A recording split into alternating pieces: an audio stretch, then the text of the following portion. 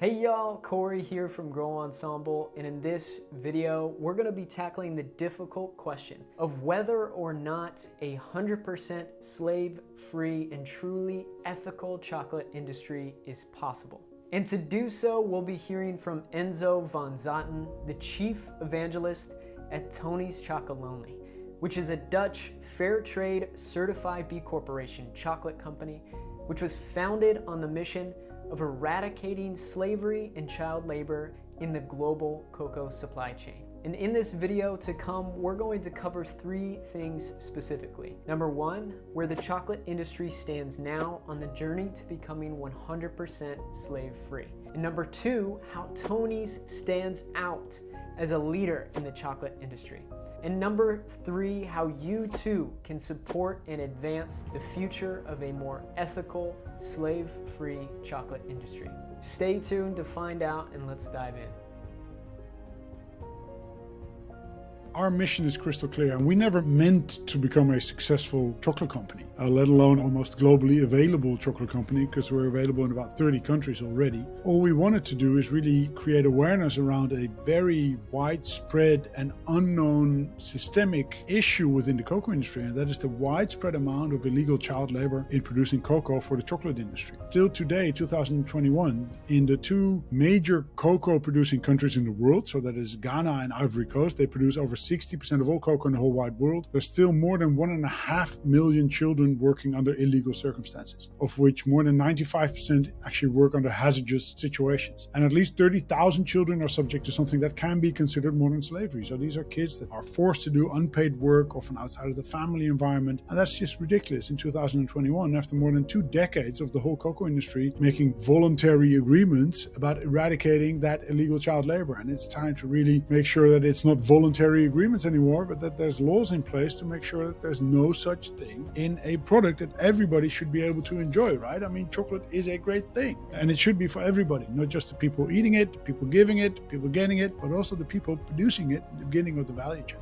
95% of the 1.5 million children working just in those two cocoa producing countries alone are already working under hazardous situations. So that means they work with chemicals, work with heavy machinery, walk around with big sharp machetes, or carry bags of cocoa beans that have a ridiculously high weight per bag anyhow. So yes, unfortunately it's still very widespread, and unfortunately it's very unknown to many people that eat chocolate. We could have become an activist, we could have become an NGO, but we actively chose to become a commercial chocolate company, thereby showing the industry that you can be financially successful and still source your beans in an ethical way. So it's really for us to show those chocolate manufacturers that within their mindset of being financially successful, of making a profit, you can do it in this way. That is exactly the strategy that we want to follow. You know, when we launched 15 years ago in 2005, our first bars appeared on the shelves, we were, well, completely ignored in the beginning, more or less, right? And it said, wow, it's this tiny company from the Netherlands in a niche market. Well, we grew to become market leaders in the Netherlands. We're available in the UK, the US, the Nordic countries in Europe, in Belgium, in Germany. We just launched in Japan. We're launching in Australia pretty soon. I think by now they're starting to realize that this is scalable and this is doable, and that consumers really want to indulge themselves, still do something right for the planet and the society around them. So if you see the traction that we're creating, if you see the impact that we're making, however small still, right? I mean, we're still a drop in the ocean, but we're growing fast and we're showing the industry that this is what consumers want. So instead of fighting us, I would say join us in doing the same thing, right? I mean, collaboration is the new competition in the end. The thing is, chocolate manufacturers don't pay enough for the cocoa beans that they procure from Western Africa. And that leads to extreme poverty, and that leads to kids not being able to go to school, or sometimes even being put to work. And that comes from the fact that these farmers don't earn a so-called living income reference price on the cocoa beans that they sell to the industry. So by taking full responsibility for your value chain and not hiding behind saying, well, we don't know where our cocoa beans comes from because we buy them from the world market. We work directly with more than 8,500 farmers in Ghana and Ivory Coast. And that direct relationship is essential, because if you build a direct and long-term relationship, you can pay a fair price, a higher price directly to those farmers. So on top of the farm gate price, we pay a fair trade premium. And on top of the fair trade premium, we pay an additional Tony's premium towards the living income reference price that I just mentioned. And if you then add that up by helping these farmers to increase their productivity,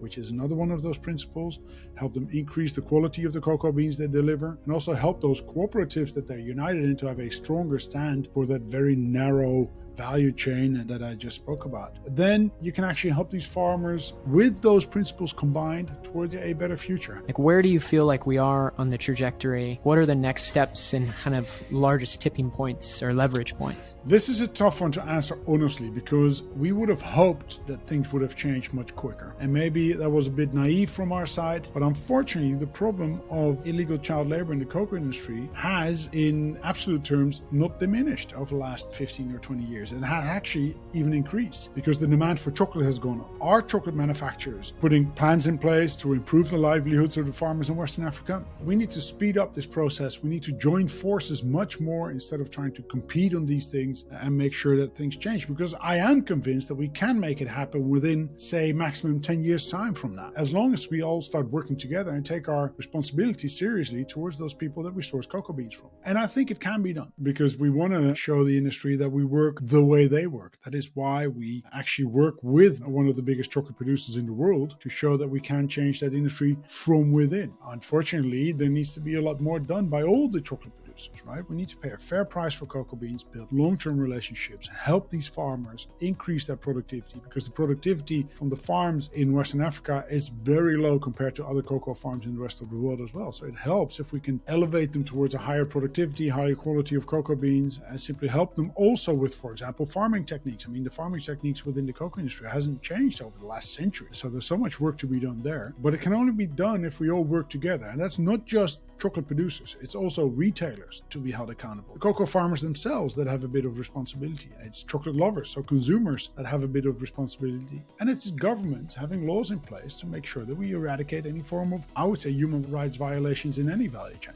We're available in the US, but we need to grow in the US market. Why? Because if you want to make impact, you need to be noticed. And to be noticed, people need to see your bars around there in the retailers, right? But a very important project that we're pursuing right now is to really make sure that we create a bottom-up approach of gathering signatures at tonyschocolonely.com/petition for people to sign to join this movement of ours, to show governments in the US, but also the member states of the European Union and the UK, that there need to be laws in place for organizations to do their proper due diligence when it has to do with illegal labor, child labor in their value chain. Hey y'all, I hope you enjoyed this video. If you want to learn more about Tony's Chocolonely and their mission to eradicate slavery in the chocolate industry, I recommend watching my full interview with Enzo, a direct link in our description below. If you haven't had the chance yet and you want to test them out, I know you can find Tony's Chocolonely's chocolate bars somewhere in stores around you, or as well with our friends at Thrive Market. We'll likewise have a direct link to find those down below. And if you want to do your part in advancing the mission of creating a truly ethical chocolate industry, you can find a direct link to Tony's petition for 100% responsibility in the cocoa industry down in the description below. And lastly, if you did like this video, please hit the like button, and as well, subscribe to our channel right now. We publish weekly videos, interviews, and more on all that it takes to build a more sustainable, equitable, and habitable world for all. And finally, if you want to keep up on the latest in the world of sustainability, sustainable business, and social impact, I recommend signing up for our Better World Weekly newsletter, where you can go to growensemble.com/newsletter to get our next weekly email in your inbox. All right, y'all.